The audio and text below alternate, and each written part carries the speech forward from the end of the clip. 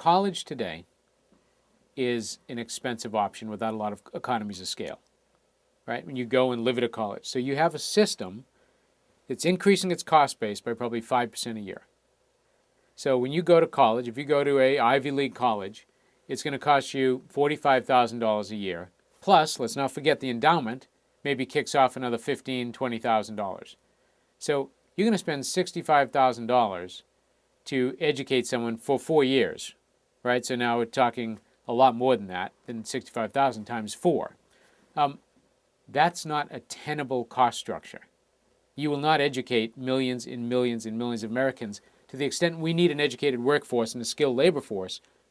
That system will not have the capacity to educate people to the extent this country needs them. So we can want college graduates, but I can guarantee you we're going to have at least a 10 to 15 million person shortage of college graduates in this country over the next 10 to 15 years, whether we like it or not. So if we're going to remain competitive as a country, if we're going to have a knowledge-based workforce, we have to think about what are the other strategies, pathways, policies that encourage young people to get the skills and the credentials they need to be a good source of supply for our companies in this country and to be good workers in this country. In companies, my prediction is companies will lead this revolution. So if we think our educational establishments and our colleges are going to respond quickly enough, your companies ultimately will say, we need to take matters into our own hands. We will do more work training because we can't trust the public education system to do what we need to do. So you will see the rise of large companies saying we are now getting greater into the business of education because the system is not producing the number of skilled workers we need. When you think about what you said, a classical liberal arts education, what we need today is clearly you have to have core content, right? You got to know how to write, how to read, how to do mathematics, and you need core subject areas, whether it's history, geography, science. So that's never going to change, and anything I'm about to say is predicated upon the fact that you must have that to start. But if you look at what is demanded in this economy in our society, there's an increasing premium being placed on critical thinking skills, problem-solving skills, complex communications, so how I sell something, persuade you, influence you. So complex communications, then what's called expert thinking, which is solving a problem for which there isn't a rule-based outcome. So those skills are paid probably twice what they were today than just 20 years ago.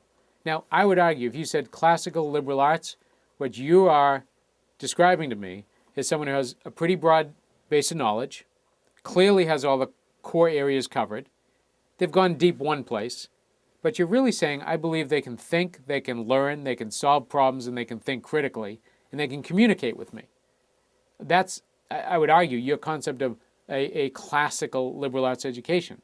What I'm saying is, if we don't find smarter, faster, better ways to help people learn those skills, don't think a $45,000 a year college is going to do it for the rest of America, because it's not. It's got to be a better way to do it, and we need to come to grips with that as quickly as possible, recognize that those skills can be learned in different settings if we are to remain competitive in this country. For many, many years, we bifurcated society at a certain age. You go to college, you go to the workforce. And that was really a split in how we conceived of who was educated and even what the role of a four-year college degree meant and was for hundreds and hundreds of years.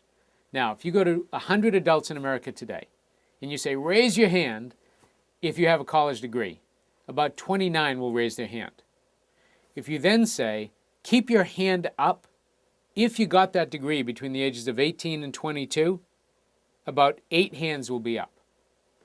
So when you think of 100 Americans, anywhere in the country, choose 100 Americans, 92 either don't have a college degree, or even if they did, they didn't get it between the ages of 18 and 22. So we think about the role of post-secondary education in America today. We really have to ask our politicians and our policymakers, are we designing policies in the image of how we perhaps consumed higher education, right? Which is 18 to 22 fixed time, school with buildings. That is 8% of the adults in America today.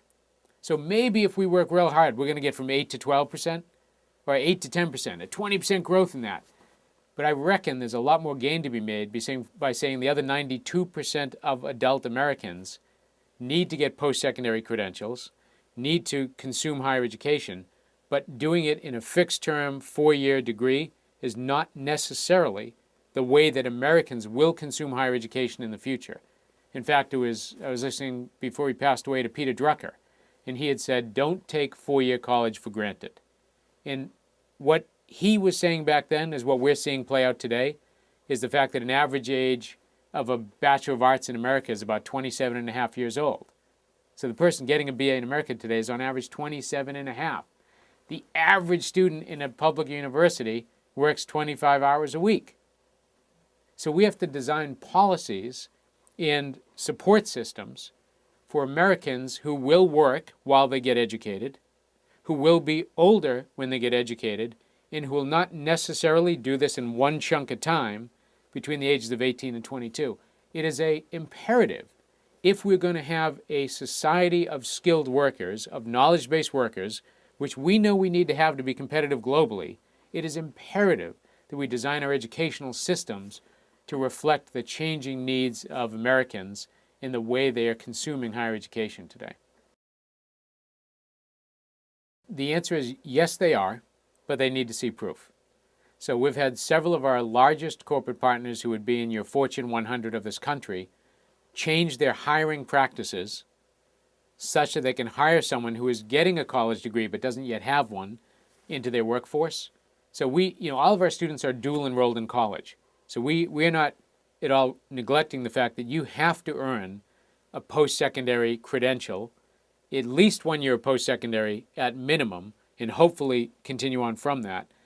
But we're seeing now large corporations who have seen our young adults in action saying, actually, we want to hire these young adults, and therefore we need to change the policy of the company in order to allow us to do that. So we're seeing that movement. I've also seen companies say, Gerald, we really only hire people with college degrees. And what I often ask is, specifically, can you help me to understand what are you looking for when you say that? What skills, competencies, attitudes, and behaviors are you looking for when you made that statement? And then I say, if I could prove to you that our students have that, would you not give them a chance? Because then I'm asking, if you said you need X and we provide X, then you're using a proxy for something, a college degree, when I can give you demonstrable proof our students have the things. So would you want a proxy that you may or may not know whether they studied or not? You may or may not know the quality of the institution they went to. You may or may not know whether they actually partied 23 hours out of 24 or actually got an education. Or I can show you demonstrably what they have from skills. Which would you rather have?